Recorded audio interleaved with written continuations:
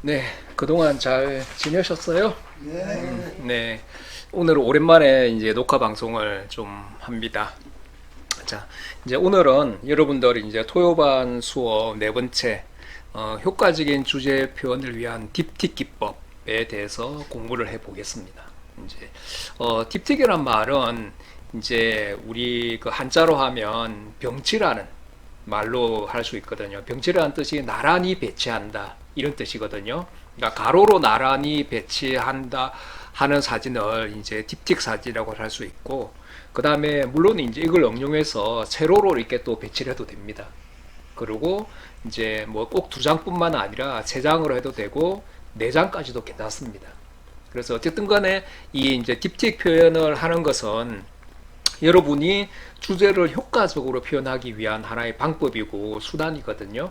그래서 여러분들이 뭐 한 장의 사진을 가지고도 효과적으로 주제 표현을 할 수도 있고, 또 이 두 장이나 세 장, 네 장까지 배치하는 딥틱으로도 주제를 효과적으로 표현할 수도 있고, 또 그 다음에 본격적인 여러분들이 이제 주제 작업을 할 때 주제를 제대로 표현하려면 보통 이제 5장 이상부터는 연작 사진이라고 합니다. 보통 이제 시퀀서 사진이라 그러는데 5장이 넘어가면 이제 쭉 이제 사진을 연속으로 보여주는 그런 개념인 연작 사진, 시퀀서 사진을 가지고 여러분들이 포트폴리오를 만드는 그런 방식으로 보통 진행이 되거든요. 그래서 여러분들이 전시회를 준비하는 그런 분들 같은 경우에는 반드시 이제 연작 사진을 만들면서 포트폴리오를 만드는 게 더 중요합니다. 그래서 이제 그 전에 이런 이제 딥틱 기법을 가지고 어떻게 여러분들이 주제를 효과적으로 표현할 것인가, 이걸 한번 이제 오늘 공부를 해 볼게요. 자, 원래 이제 딥틱 이제 이 아주 오래 전부터 유럽에서는 이 천주교 신자나 뭐 이제 기독교 신자 이런 사람들은 예수님의 어떤 이제 그 일대기나 아니면 성경에 나오는 주요 이제 그런 구절 이야기 같은 거 있죠. 그걸 이제 그림으로 이렇게 간직하고 있으면 훨씬 더 휴대성도 좋고 또 이해하기도 편하거든요. 원래 그래서 이 딥틱이란 말은 원래는 둘로 적을 수 있는 목판 성상화, 그러니까 나무에 어떤 이제 종교, 특히 이제 기독교와 관련된 이런 이제 그림을 그려서 딱 접어서 가지고 다니면 휴대성도 좋고 언제 어디서나 꺼내 볼 수 있잖아요. 그죠? 그래서 거기서 원래 유래가 됐습니다. 그리고 이제 이걸 이제 사진에다가 요즘에는 많이 응용을 해서 하는데, 이 주제를 강조해서 표현할 수 있는 보통 두 장에서 한 세 장 정도의 사진을 병치해서 이것처럼 하나의 프레임으로 보여주는 기법을 이 딥틱이라고 합니다. 그래서 이 딥틱은 이제 우리가 무궁무진하게 이렇게 활용할 수 있는데요. 특히 이제 좀 주제를 조금 더 한 장의 사진보다는 좀 더 강조를 할 때 이 딥텍이 많이 쓰고, 그 다음에 또 한 장이 아니라 보통 이제 두 장을 써서 좀 은유적인 그런 표현을 할 때, 또 똑같은 공간에서 시간의 변화가 어떻게 진행되었는지, 또 그 다음에 또 뭐 보색 대비나 명암 대비처럼 대비적인 표현을 할 때, 그 다음에 또 한 장의 사진으로 도저히 표현할 수 없는 사람과 사람 간의 어떤 그런 관계라든지, 또 이제 저속 셔터에 의한 그런 이제 움직임의 표현이라든지, 또 특히 이제 전체와 부분 이런 것들을 이제 표현할 때 아주 좀 유리한 그런 측면이 있습니다. 자, 그래서 자 보십시오. 이제 오늘은 여러분들이 항상 딥틱 기법을 활용할 때는 모든 사진이 그렇지만 항상 이 주제의 표현을 염두에 두고 대상을 먼저 촬영해야 된다는 이야기죠. 그러니까 왜 그러냐면 딥틱 사진은 어쨌든 간에 서로 연관이 되는 그런 사진들을 두세 장 정도를 이렇게 이제 표현을 하는 거거든요. 그래서 전혀 방향성이 다른 서로 이제 어떤 연관이 없는 그런 사진을 가지고 딥틱을 한다는 것 자체는 효과가 없다는 이야기죠. 그래서 가능하면 주제의 표현을 염두에 두고 어떤 대상을 촬영하는 게 좋고, 그리고 또 여러분들이 생각하는 그 주제를 어떻게 하면 효과적으로 표현할 수 있을 것인가, 그걸 생각을 하면서 두세 장의 사진을 병치를 하는데, 그래서 보통 우리의 사람의 시선은 가장 먼저 눈에 띄는 걸 우선적으로 보게 되잖아요. 그래서 만약에 세 장을 한다 그러면은 제일 먼저 메인으로 내세울 게 어떤 사진일지, 그 다음에 두 번째 배치할 사진이 뭘지, 세 번째 사진을 배치할지, 이걸 미리 정해 놓는다는 이야기죠. 그런 다음에 이제 포토샵에 들어가서 그 순서대로 하는 게 훨씬 더 효율적이거든요. 근데 이제 그런 계획 없이 하면 효율적으로 좀 하기는 좀 어렵습니다. 자, 그래서 여기도 나와 있다시피 미리 선정한 사진을 보면서 어떻게 배치할 것인지 생각한다 그랬죠. 그리고 또 이제 이 같은 대상을 프레임과 카메라 기술로 표현해 보자 그랬죠. 그러니까 똑같은 대상이라도 이제 우리가 표현을 할 때는 이 셔터 속도를 예를 들어서 똑같은 이제 어떤 예를 들어서 바람이 불 때 움직이는 그런 나뭇잎이라든지 갈대라든지 이런 걸 저속으로 촬영을 하면 딱 정제가 되겠죠. 고속으로 촬영하면 정제가 될 테고, 그 다음에 저속으로 촬영하면 이 움직임이 그대로 표현이 됩니다. 그래서 이렇게 해서 이제 예를 들어서 정과 동의 어떤 그런 대비를 한 번에 보여주는 방법이 있을 테고, 똑같은 장면이라도 조리개를 22 쪽으로 조여주면 심도가 깊어져서 전체가 다 선명하게 보인다고, 또 특정한 부분에 초점을 맞추고 조리개를 2.8로 개방을 해버리면 배경은 흐려지고 초점 맞는 부분만 선명하게 보이게 되죠. 또 그 다음에 초점도 특정한 부분에 주 대상에다가 초점을 맞추는 거하고, 또 역초점이라 해서 주 대상이 아니라 또 다른 곳에다가 초점을 맞추는 그 두 장을 찍어서 딥틱을 하면 훨씬 더 효과가 있겠죠.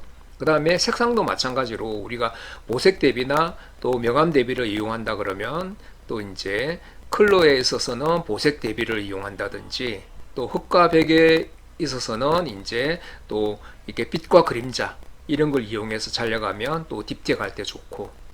근데 이 대비적인 요소를 이용할 때도 상당히 많이 있습니다. 우리가 일반적으로서는 명암 대비, 그죠? 보색 대비, 또 크기의 대비, 또 시간의 대비가 과거와 현재 이런 것들, 또 느낌의 대비 또 있죠. 그 다음에 그 다음에 이제 관점의 대비, 또 이념의 대비 이런 것도 있을 수 있고, 또 빛도 자연광의 상태에서 찍은 거하고 인공광 상태 찍은 거하고 이거 외에도 다양하게 있을 수 있습니다. 그리고 이제 또 여러분들이 이렇게 찍은 사진을 좀 다양하게 이렇게 딥틱을 하기 위해서는 이 포토샵을 이용해서 편집 기술을 익히는 것도 또 중요합니다. 네. 그래서 이걸 가지고도 얼마든지 여러분들 응용할 수 있거든요. 근데 이제 포토샵에서 캔버스 크기를 통해서 다양하게 할 수가 있는데, 기본적으로 이제 제가 몇 번 해보니까 보통 일반적으로 사진 전시회 할 때는 가로 사진이라 그러면은 보통 이제 가로 픽셀 기준이 3000에서 4000 픽셀 정도가 좋습니다. 그리고 만약에 이제 가로 전시할 때는 아주 큰 사진 말고는 보통 3000 픽셀이나 4000 픽셀 정도면 충분하게 프린트 가능하거든요. A3 정도까지는. 그래서 이제 한 3000 픽셀로 하면 세로 같은 경우에는 3:2 비율일 때는 보통 2000 픽셀 정도가 됩니다. 그러니까 그걸 먼저 이제 그렇게 잘라내라는 이야기죠. 포토샵에서 픽셀 크기를 가로 3000, 세로 2000으로 하면 그렇게 잘라내고, 이제 그렇게 미리 이제 사진을 쭉 이제 내가 딥틱할 사진들을 정리를 해 놓은 거죠. 근데 자 보세요. 이 딥틱을 할 때 왜 가로를 3000으로 해도 크게 문제가 없냐면, 일단 두 장을 합치면 가로는 3000 픽셀이지만 세로는 4000 픽셀이 되잖아요. 그죠? 그러니까 아래 위로 두 장을 나란히 병치를 하면 가로 픽셀은 변화가 없죠. 근데 세로는 2000 픽셀짜리가 두 개가 나란히 병치가 되니까 4000 픽셀이 되잖아요. 그죠? 그러니까 그렇게 이제 이미지가 그 크기가 작지 않다는 얘기죠. 그럼에도 충분히 A3나 뭐 A2, A1까지도 프린트 가능하거든요. 그래서 이제 일단은 기본적으로 여러분들이 좀 크게 프린터를 하고 싶다 그러면 4000 픽셀 가로 기준으로 해서 하시고, 좀 그냥 작게 A3 정도까지 하겠다 그러면은 가로 기준해서 3000 픽셀 정도 해도 괜찮습니다. 딥틱을 여유를 둔다 그러면. 그래서 여러분들이 이따가 자세하게 배울 겁니다. 자세하게 배울 건데, 이제 가로로 예를 들어서 여러분들이 이제 두 장을 딥틱을 한다 그러면은 보통 이제 포토샵에 들어가 보시면 알겠지만, 그 메뉴에서 캔버스 크기, 메뉴 이미지에서 캔버스 크기라는 항목이 있거든요. 근데 그 캔버스 크기를 퍼센테이지로 하는 게 제일 좋습니다. 거기 보면 다양한 이제 픽셀이라든지 센티미터 뭐 이런 개념이 있거든요. 근데 우리가 이해하기 쉬운 게 퍼센테이지가 제일 이해하기 쉽습니다. 왜냐하면 자 보십시오. 우리가 아까 그 한 장의 사진이 가로가 3000 픽셀이고 세로가 2000 픽셀이다. 그러다 고정이 돼 있잖아요. 그러면은 그 퍼센테이지를 가로로 205%를 200%를 해준다 그러면 이제 거기서 3000 픽셀짜리 사진을 나란히 옆으로 두 장을 배치할 수 있겠죠. 배로 이 그림을 그릴 수 있는 캔버스 크기를 늘려주니까. 그죠? 그래서 왼쪽에 사진이 기존에 하나 있고 그 오른쪽 공간에다가 3000 픽셀짜리 하나를 더 붙여줄 수 있다는 이야기죠.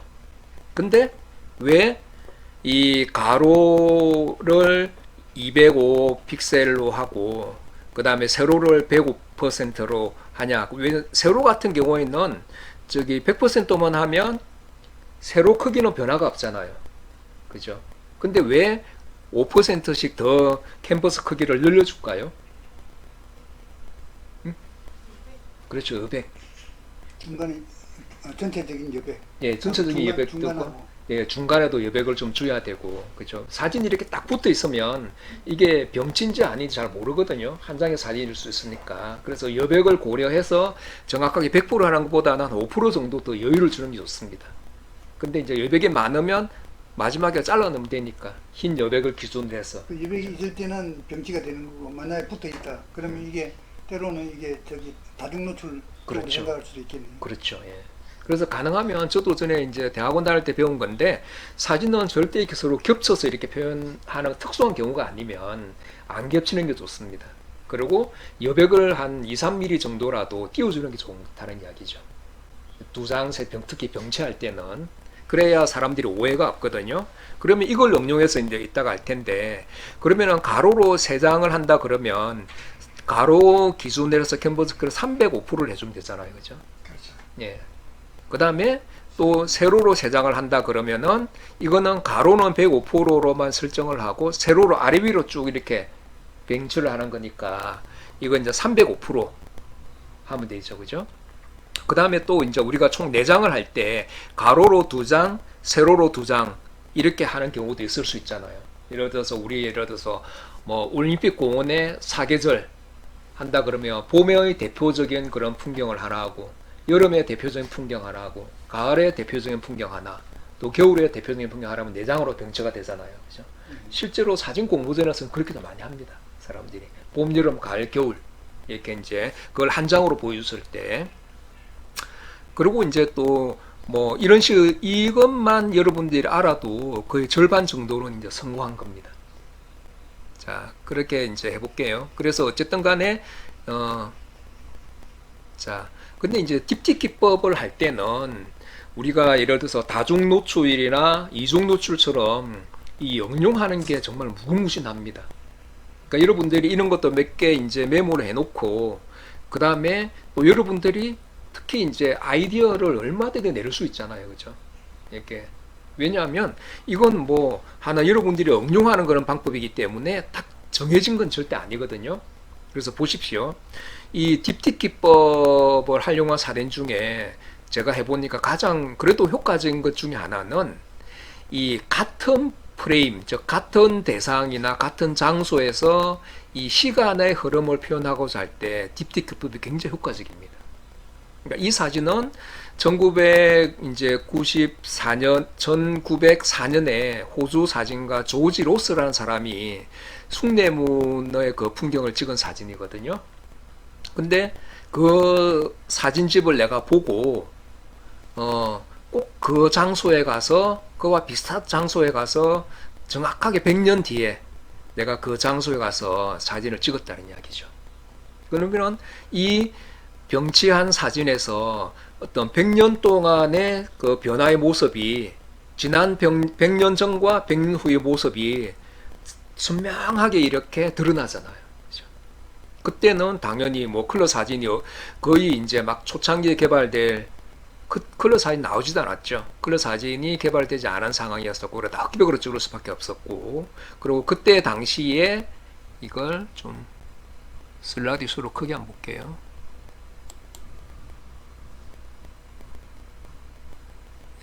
그때 당시에는 1904년에 보면 고종 임금의 국장이 있었던 해였거든요. 그래서 사람들이 보면 다 이렇게 흰색, 백립하고 흰색 옷을 입고 있습니다. 그죠? 옛날에는 나라의 왕이 죽으면 다 이렇게 온 백성들이 다 흰색 옷을 입었잖아요. 그죠? 근데 이건 이제 2004년에는 보면 이 패션의 변화가 정말 이렇게 다양하잖아요. 그죠?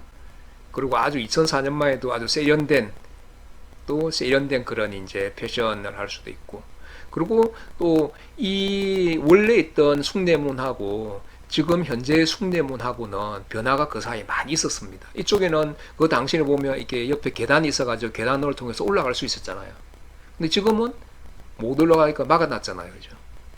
막아놓고, 그때 당시는 이렇게 남산으로 이어지는 그런 이제 성벽이 있었지만 지금은 성벽이 또 없잖아요. 그 대신 이제 시민들이 어떤 그런 휴식 공간, 광장을 만들어 놓았고, 그리고 여기 있는 것도 원래 있던 게 아니라 1970년대 때 지었던 걸 다시 그 이후에 하여튼 2000년대 초반이었나요? 그때 한번 불탔잖아요. 화재가 났죠. 그렇죠? 화재 났고.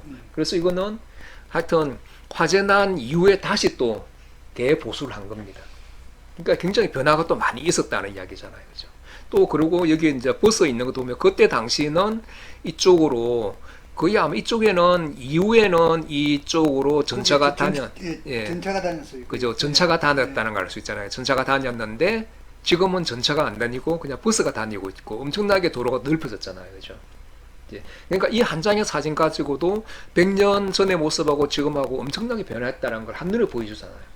그러니까 여러분들이 이 시간의 같은 장소에서 시간의 변화를 한눈에 보여주려면 당연히 딥틱 사진이 아주 효과적이라는 걸 알 수 있죠.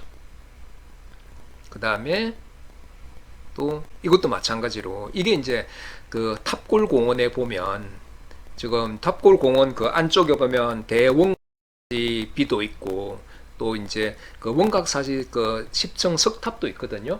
근데 석탑은 이 지금 관 안에 들어가 있고 이거 같은 경우에도 아마 원각사지 그 이제 이건 아주 그 신도비라 그래서 유명한 스님이 돌아가시면 이런 식으로 이제 밑에 기부라 그래서 거북이 머리, 발 이제 이 부분하고 기부가 있고 여기는 이제 스님의 그 행적 같은 거 있죠. 일대기 그런 걸 이제 비신에다가 쭉 새겨 놓은 거고 이수라는 거는 뭐냐 하면 우리가 이제 용 있죠. 용.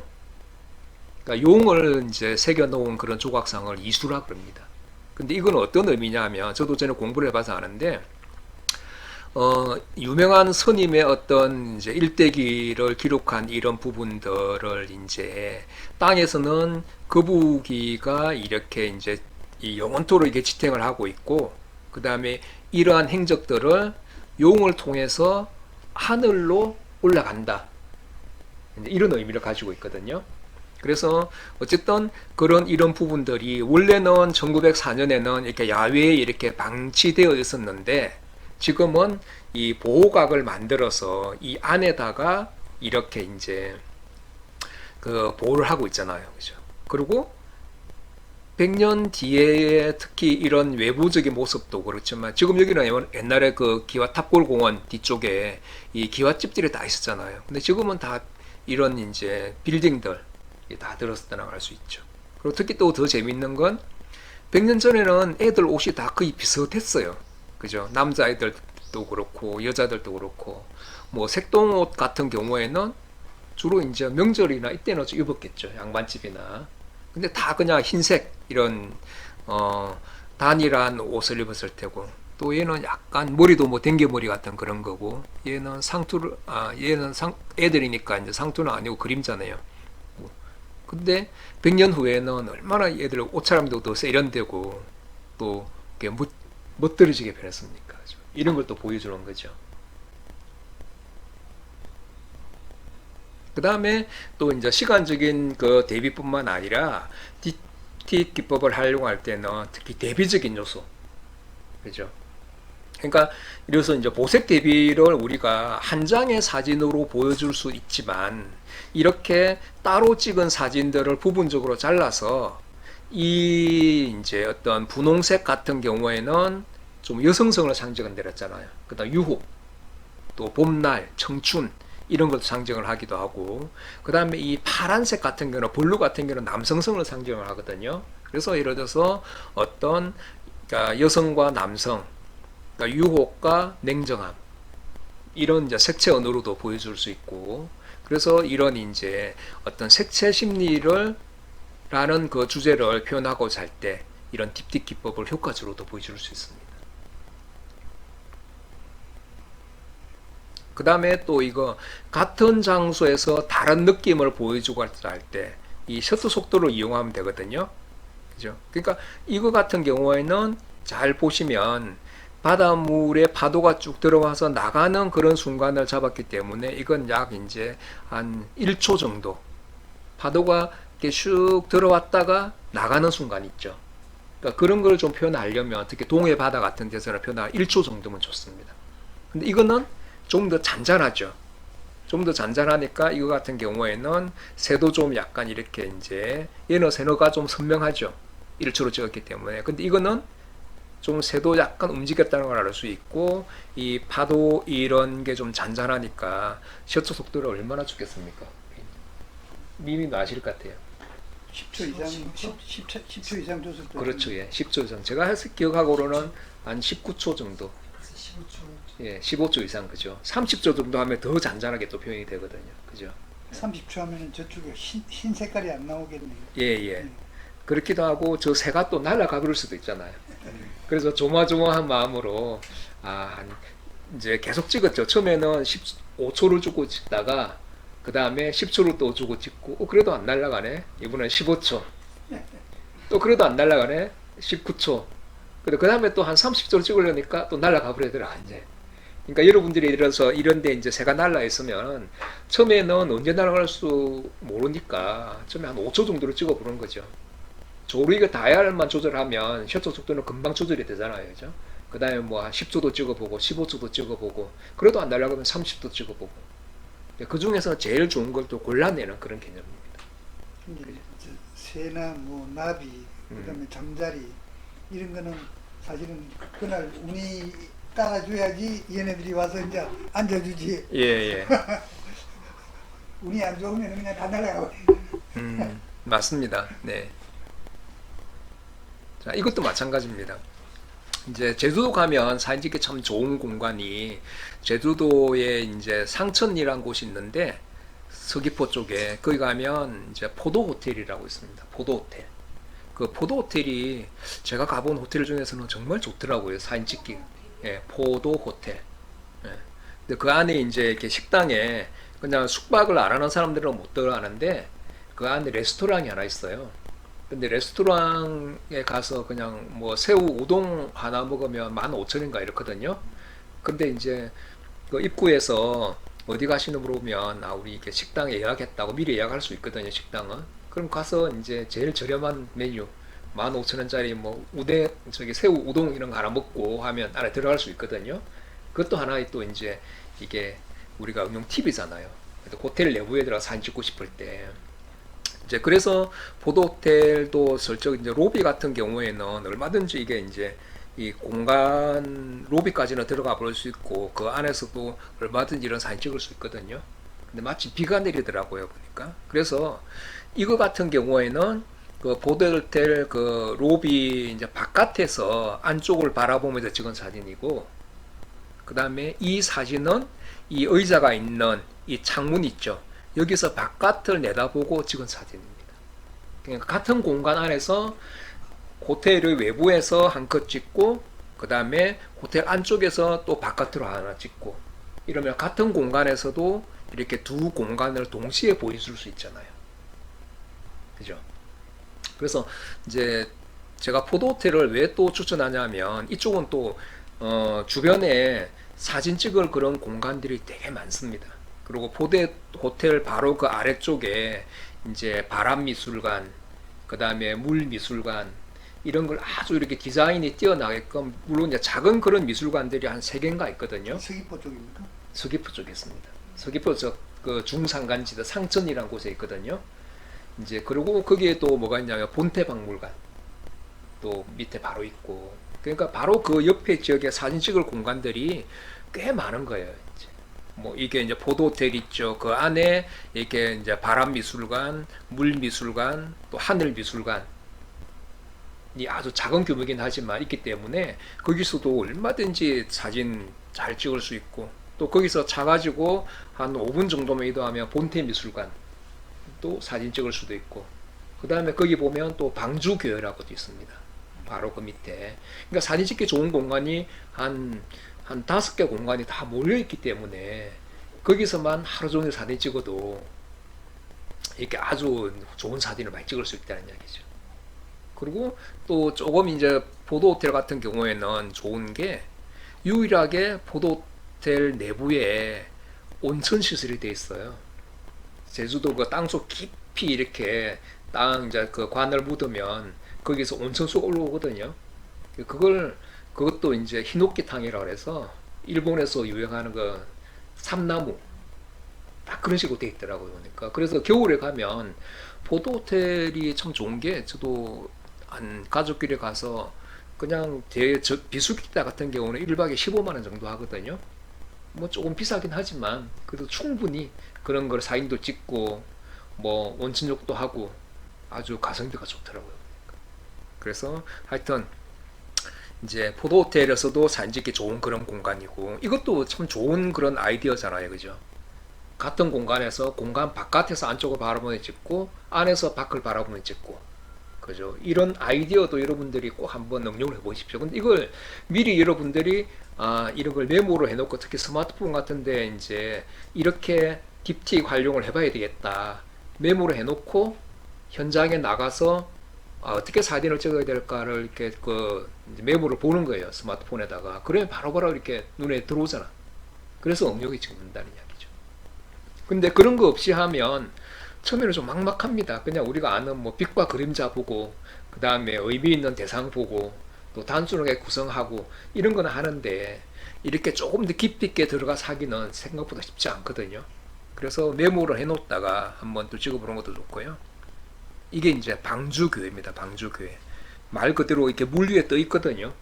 방주교회가. 이거 얼마나 사진 찍기 좋습니까? 그죠? 또 이 방주교회가 가지고 있는 의미도 크잖아요. 그죠? 그래서 특히 이제 기독교나 뭐 천주교 관련 이렇게 이제 두 분 다 관련이 있으시니까 좋고. 근데 이 안개가 낀 날, 저도 이제 여러분들이 사진을 찍을 때 항상 중요한 게 뭐냐 하면, 이 사진을 왜 찍었냐, 이 사진을 통해서 보여주고자 하는 주제가 뭐냐, 이게 참 중요하거든요. 그래서 이 사진을 왜 찍었겠습니까? 누가 봐도 이거는 이제 한 보면 방주교회라는 걸 알 수 있고, 그 다음에 여기 안개가 착하게 껴 있잖아요. 그죠? 이게 바로 방주교회 앞에 있는 도로거든요. 우리가 간 날도 안개가 착하게 껴 있고, 이런 도로 이제 거기에다가 하도 안개가 많이 끼니까 안전 표지판입니다. 안개가 많이 끼어 있으니까 이게 깜빡깜빡 노란색으로 이제 켜졌다 하면서 이제 지나가는 차들한테 경고 표시를 하는 거죠. 또 유도하는 그런 역할을 하는 거거든요. 그래서 이 두 사진을 나란히 병치를 하니까 분명히 이 사진에 어떤 의미가 있다는 이야기죠. 그러면은 방주 교회가 가지고 있는 키워드를 한번 생각해 보는 거죠. 그 다음에 또 저 노란색으로 빛나는 저 이제 하여튼 빛의 전멸등이 또 가지고 있는 의미를 한번 생각해 보는 거죠. 그 두 개를 한번 결합해 보면 거기서 주제가 나오거든요. 그래야 사진에서 어떤 깊이 있는 그런 의미가 또 발생이 되고 사람들이 읽어냅니다. 그죠? 그러니까 방주 교회와 빛으로만 이렇게 요약을 해도 뭔가 메시지가 나오잖아요. 그죠? 그러니까 방주교가 망망대해에서 이렇게 물이 빠질 때까지 헤매다가 마침내 비둘기를 한 발에 날려보내잖아요, 그죠? 근데 걔가 안 돌아왔죠. 네. 그러면 딱이 가까웠다는 이야기잖아요, 그죠?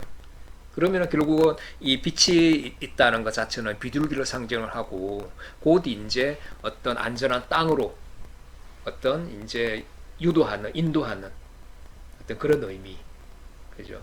그러니까 그런 식으로 누가 물어봤을 때 내가 자신 있게 대답을 할 수 있어야 온전하게 자기 자신이 찍은 사진이고 주제가 잘 표현되거나 함축되어 있는 사진이라고 할 수 있는 거거든요.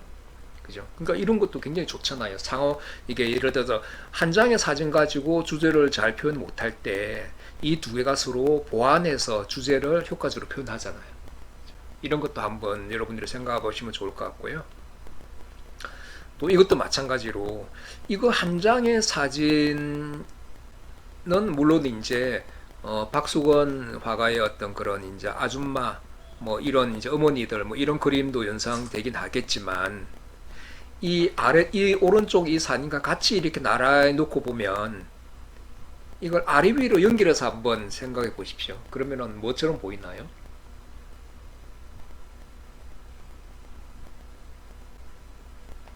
그죠? 이거는 이제 상체, 상체하고 하체, 그죠? 할머니들 생각나잖아요. 그죠? 할머니들 모습들. 그러니까 여기는 이제 이런 우리 어머니들 모습들 그 위에 만약에 이게 배치해 놓으면 특히 이제 할머니 배, 예, 그죠? 주름진 그런 배 이제 배하고 배꼽하고 예, 네. 이게 배꼽이라 볼 수 있는 거잖아요, 그죠? 배꼽이라 볼 수 있는 거고, 그 다음 이거는 이제 다리 부분, 그죠? 이제 그런 부분.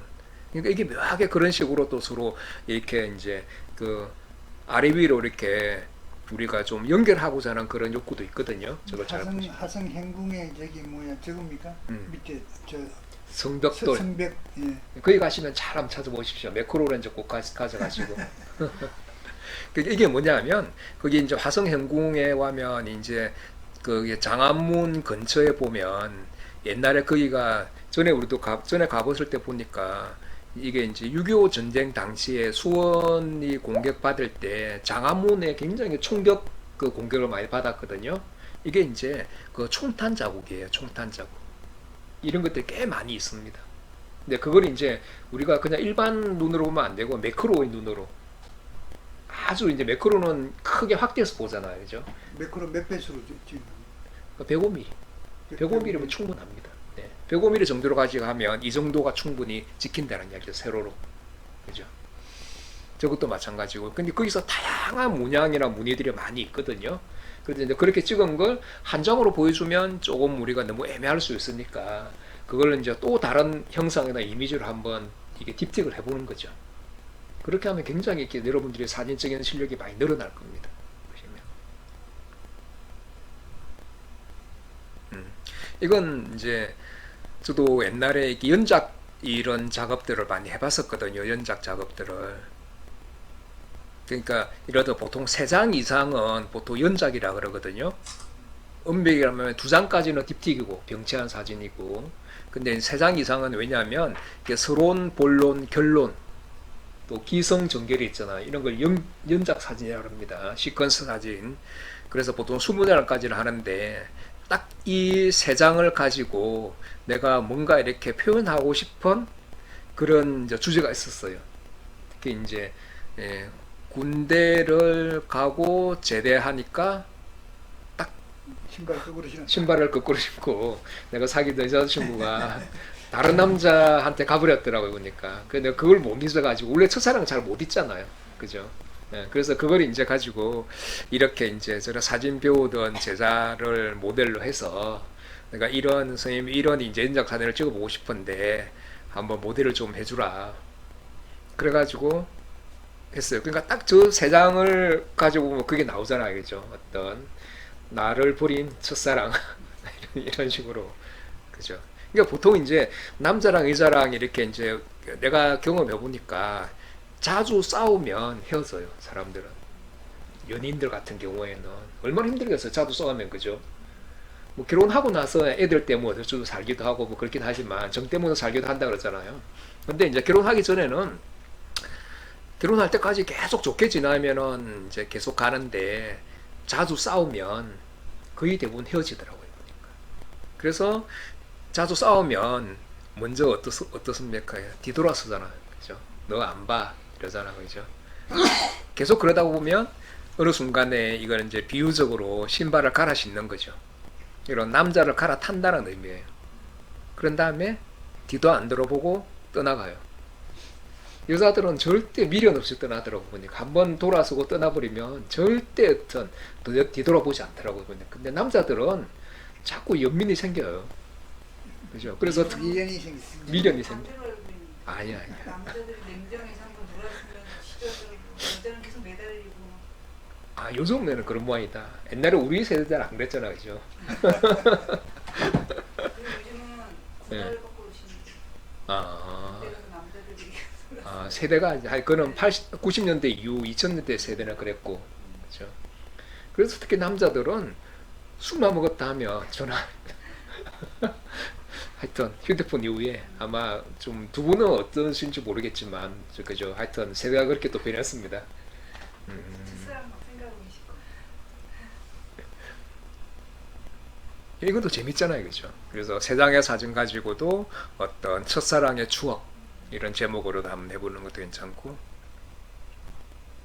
그다음에 또 이 딥틱 기법을 활용할 때는 이제 공간의 제약을 극복하고 이 주제를 이제 하나의 프레임으로 보여주고자 할 때 이렇게 쓸 수 있거든요. 근데 이 사진은 내가 찍은 건 아니고 전에 이제 작가반 한 친구들이 주제를 하나 정해서 이렇게 이제 쭉 자기가 사진을 찍고 이제 전시도 하고 한 그런 이제 작업 그 사진반이었는데, 이 친구는 이제 아주 오래된 그런 이제 그 책방하고 그 다음에 좀 이제 서점 같은 거 있죠. 북카페. 그러니까 북카페를 주제로 해서 사진을 찍었습니다. 몇 년 동안. 근데 이제 북카페 같은 걸 요즘에 많이 유행하잖아요. 뭐 동네도 있고 또 뭐 저런 이제 북촌 마을에도 있고 그 다음에 저기 서촌 한옥 마을에도 있고 한데, 근데 이게 한 공간에 이렇게 이제 이렇게 내 의도대로 있으면은 괜찮은데, 이걸 보면 이거는 북카페고 이거는 다른 이제 공간에서 이 친구가 책을 보는 거예요. 그러면은 어차피 이제 이 북카페라는 주제를 가지고 다양하게 사진을 찍으니까 걔는 하여튼 책만 있는 풍경 보면 계속 찍어 나가는 거예요. 그래서 북카페에서 이렇게 사진을 하나 찍고 그 다음에 다른 데서 찍은 사진을 이렇게 병치를 한 거죠. 그러니까 이 서로 이 주제가 이제 그 두 개의 사진이 나란히 서로 보완적인 역할을 하면서 주제를 좀 효과적으로 보여주고 있잖아요. 그렇죠? 그런 식으로 할 때 이 딥식 기법이 아주 효과적인 거죠.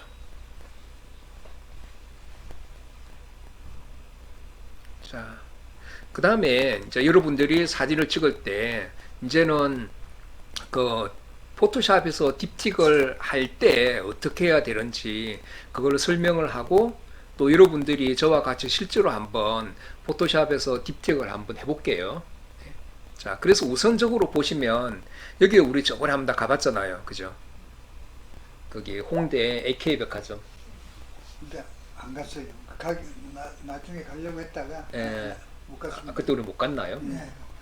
AK백화점 거기였는데, 어쨌든 여기서 보면 만약에 내가 이제 사진을 딥틱을 하겠다 그러면 먼저 이제 여러분들이 이런 식으로, 이거는 원래 이제 그 파일 번호잖아요, 그죠? DSF 8290 92 이런 게 이제, 근데 여기서 이제 앞에다 01, 02, 03 이런 식으로 미리 파일명을 이제 변에 좀 이렇게 바꿔 놓는 게 좋죠. 그래서 1, 2, 3 이런 식으로, 뭐 01, 02, 03 이런 식으로. 그래서 이게 이제 01, 02, 03 이런 거니까. 그래서 이렇게 해서 아까도 얘기했다시피 미리 어떤 사진을 딥틱을 할 것인지, 어떻게 배치할 것인지 여러분들이 순서대로 정해놓으라 그랬잖아요. 그런 식으로 먼저 해서 이렇게 이제 가로 픽셀 3000 픽셀로 다듬어 놓고 순서까지 정해 놓는 거죠. 그러면 이 세 장을 이제 그대로 쭉 불러옵니다, 포토샵에서. 자, 그래서 아까도 이야기했지만 이제 이것도 포토샵에 딥틱할 때는 사진을 원하는 크기로 잘한다 그랬죠. 보통 가로 같은 경우에는 이제 3000 픽셀 하고 세로로 2000 픽셀로 하면 거의 3대2 비율로 정확하게 손실 없이 거의 잘립니다. 대부분 다. 그죠? 그래서 이제 이것도 뭐 분명한 의도가 있죠. 예를 들어서 어떤 뭐 이거는 하나 이제 인연이라 대한 어떤 그런 건데 거기 낙산사에 가면 동해 바다가 보이잖아요. 홍련암도 있고. 근데 인연이라는 거는 이제 제가 쭉 이렇게 보니까 공부도 해보고 하니까 뭐냐 하면 이 구름이 형성된 거는 원래 이렇게 형성할 만한 그런 어떤 이제 어떤 요인이 있었었고 이 구름이 만들어지려면 먼지와 물과 그 다음에 이런 공기 이런 것들이 적당한 어떤 비율로 결합이 돼야 저 구름이라는 형상으로 나타나잖아요. 그죠? 그게 이제 연이라 그래서 그런 조건이 만들어진다는 이야기죠. 그래서 그 인연에 대해서 생각하면서 찍은 사진인데 이때 이 구름 한 점이지만 이게 가지고 있는 의미는 굉장히 크다는 이야기죠. 이런 조건이 만들어져야 이 구름이 만들어지겠잖아요. 그죠? 물도 마찬가지죠. 공기도 마찬가지고 사람도 마찬가지고 여러분들도 마찬가지고 또 여러분들과 저의 어떤 만남도 그렇고 모든 게 어떤 인연설에 의해서 이렇게 만들어지는 겁니다. 어떤 그 원래 예정되어 있던 그런 만남과 그런 조건이 일치가 됐기 때문에 우리가 지금 만나고 있는 거거든요.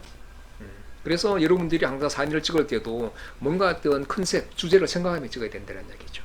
어쨌든 이거는 이제 가로로 두 장을 하기 때문에 이 가로 픽셀 3000, 세로 2000, 1.5mm를 잘라둡니다. 항상 원본은 그대로 두고 항상 4번으로 저장해야 됩니다. 원본을 그대로 이렇게 하면 원본은 보통 6000 픽셀로 찍기 때문에 원본 그대로 저장하면 절대 안 됩니다. 아시죠? 항상 자른 거 자체는 4번으로 저장해야 된다는 거. 아니면 별도로 내가 딥텍할 폴더를 하나 만들어 가지고 그 폴더에 복사를 하는 거죠. 그러면 원본은 그대로 있고 4번만 저장이 되니까 상관없잖아요. 그죠? 그리고 또 라이트룸에서 작업했다 그러면 원본은 그대로 있고 4번으로 저장하니까 그런 거 상관없거든요. 그래서 항상 이렇게 포토샵 처음 하시는 분들은 그걸 조심해야 됩니다. 옛날에 어떤 일을 썼냐면 특히 이제 블로그 포스팅하고 이럴 때 원본은 그때 한 4000 픽셀 정도였는데 보통 블로그 저기 포스팅 하면 가로 픽셀이 보통 1000 픽셀 정도밖에 안 되거든요. 900 픽셀이나. 그 원본 사진을 불러와가지고 그렇게 잘라가지고 바로 저장을 해버리는 거예요. 그러면은 원본으로 절대 못 들어가잖아요. 그죠? 그래서 사진은 항상 4번을 가지고 작업해야 된다는 거. 자, 그래서 예를 들어서 보세요. 이 세로로 두 장을 병치한다 그러면 이게 아까 3000으로 잘랐잖아요. 그죠? 3000 픽셀이지만 세로는 이 2000짜리 이렇게 2000짜리 두 개가 이렇게 합쳐지는 거죠. 그리고 이거는 이제 그쪽에 낙산사 소나무 있는 데서 동해 바다라고 알아보고 찍은 거고, 그 다음에 이거는 그 아래쪽에 홍련암이라고 있거든요. 홍련암에서 이 바다로 난 창문을 열고 바다를 내다본 겁니다. 또 그 사이에 이 구름은 또 없어져 버렸잖아요. 그죠? 그러니까 이런 게, 이 구름도 그 조건이 그 해제가 돼버리면 구름 자체도 사라져 버린다는 이야기죠. 그래서 낙산사도 한번 가보십시오. 동해안 혹시 가시면. 그게 홍련암 쪽에 사진 찍기가 좋습니다. 그쪽에 아주. 그래서 이런 식으로 된다는 걸 알 수 있을 테고. 자, 그 다음에 또 이제 포토샵 딥틱 같은 경우는 먼저 이제 이게 제일 위에 올라갈 사진이거든요. 보십시오. 이게 위에 올라가 있잖아요. 그죠? 그럼 사진을 세 장을 주르륵 불러오면 여기서 1, 2, 3 이렇게 사진이 뜨거든요. 그러면 제일 앞에 있는 사진에 메인 사진에다 클릭을 해놓고 여기서 보면 이제 클릭을 하고 여기 이미지 있죠. 이미지 그 다음에 여기 이제 캔버스 크기 이미지 크기가 아닙니다. 이미지에서 캔버스 크기 이미지는 이 사진의 이 이미지의 크기를 말하는 거고 이 캔버스 크기라는 말은 사진 두 장을 붙일 공간 소위 말하는 여러 도화지 있죠. 그 크기를 정해주는 겁니다. 그 크기를 이렇게 클릭을 해주고 그 다음에 하면 이런 식으로 이제 캔버스 크기를 설정할 수가 있습니다. 그러면 자 보세요. 원본 사진은 폭이 4000이고 266 픽셀이었는데 이걸 이제 폭을 가로폭은 이제 저기 105%로 하고 높이는 아까 205%를 해라 했잖아요. 그죠? 이렇게 하면 이 두 장의 사진에 앉힐 만한 그런 좀 넉넉한 여백이 있는 그런 이제 캔버스가 만들어집니다. 그리고 그 아래 옵션을 보면 이제 이쪽에 기준점이라고 있는데, 이 기준점은 뭐냐 하면 원래는 이 둥근 점 자체가 가운데에 있거든요. 여기 하면 한 장의 사진 같은 거는 캔버스 딱 정 가운데에 딱 배치가 됩니다. 한 장으로 할 때. 예를 들어서 여러분들이 만약에 여기 이게 좀 있겠구나.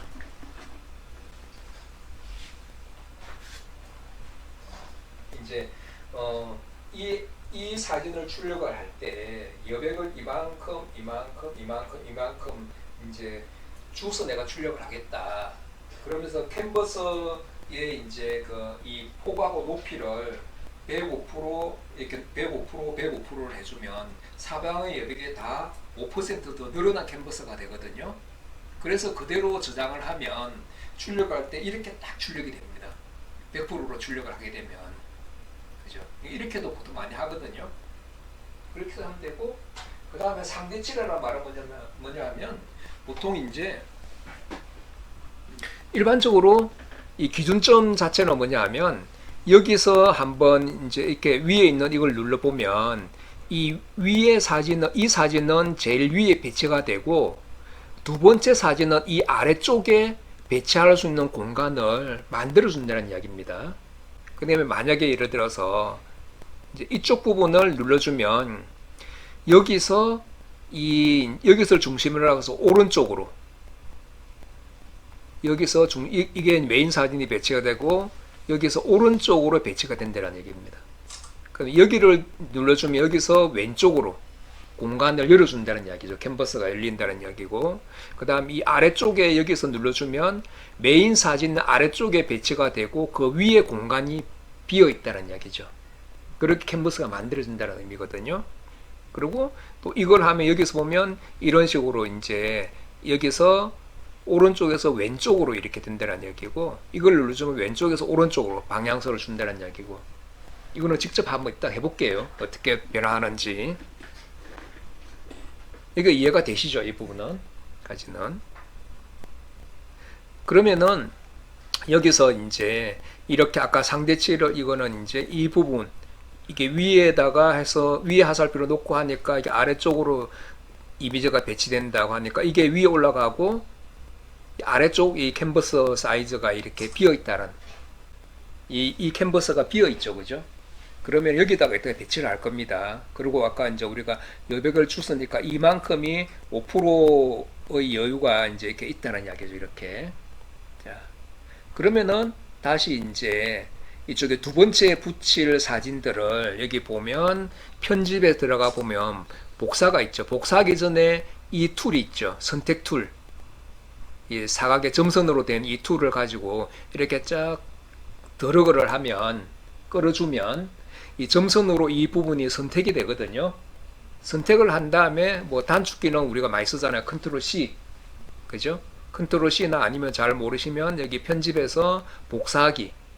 이게 이제 복사가 됩니다. 복사가 되고, 그런 다음에 이제 여기다가 놓고 컨트롤 V 붙여넣기를 이렇게 쭉 하면 되거든요.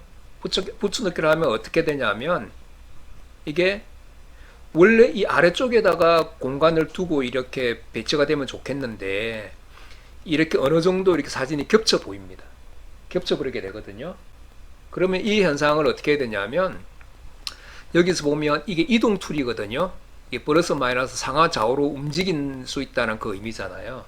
그러면은 이 레이어를 여기서 마우스를 가지고 클릭해서 밑으로 쭉 이렇게 내려도 되고, 그리고 마지막에 가서 좀 더 정밀하게 사진을 다 여러 장 할 때 일정한 그런 이제 이 여백을 주려면 마우스 커서를 가지고 하나, 둘, 셋, 넷, 다섯, 여섯, 일곱, 여덟, 아홉, 열, 열하나, 둘, 셋, 한 20번 정도 내리면 적당한 가운데 여백이 만들어지거든요.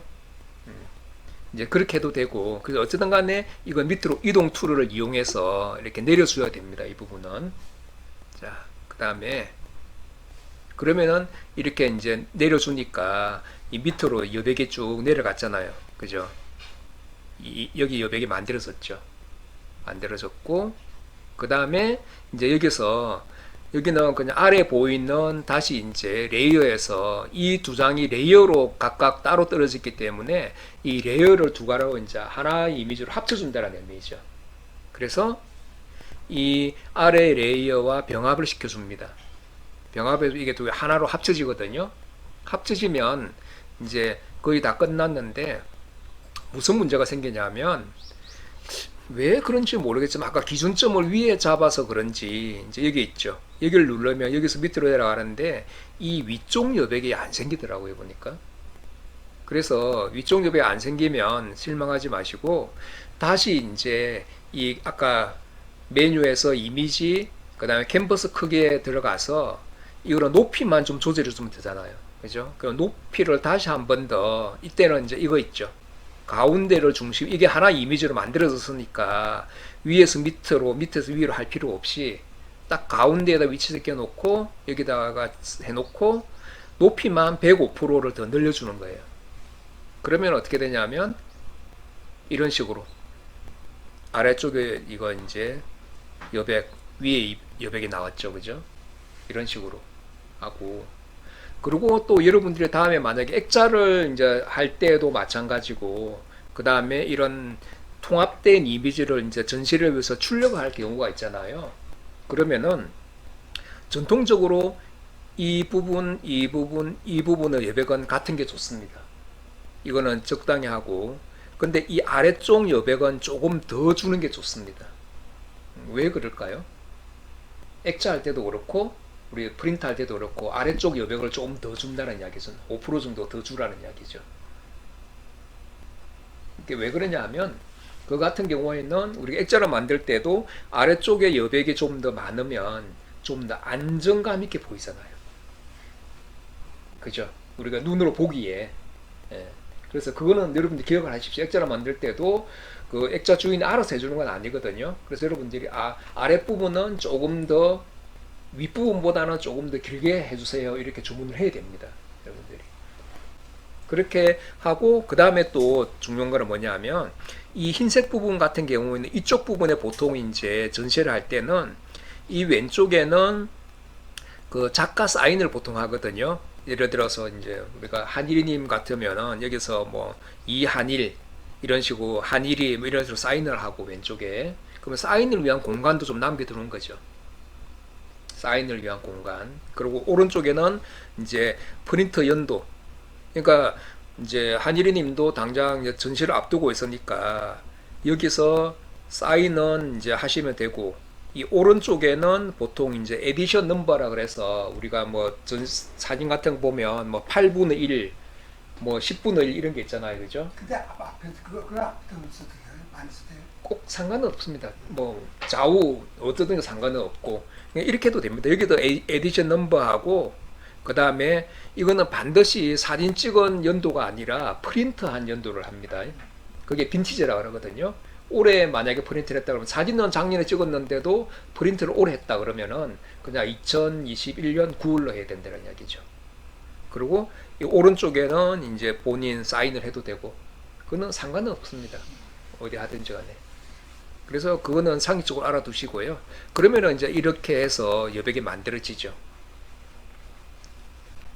그래서 이 두 장의 사진을 보면 딥텍 사진이 이거는 야외에서 바라본 동해 바다, 이거는 홍련암이라는 실내에서 바라본 그 동해 바다. 그 두 개가 묘하게 한 장을 보내주는 것보다도 두 장을 보여주니까 어떤 주제가 잘 드러나잖아요. 그렇죠? 그래서 확실히 딥텍 효과도 굉장히 응용할 수 있는 폭이 많고 아주 그 효과적인 겁니다.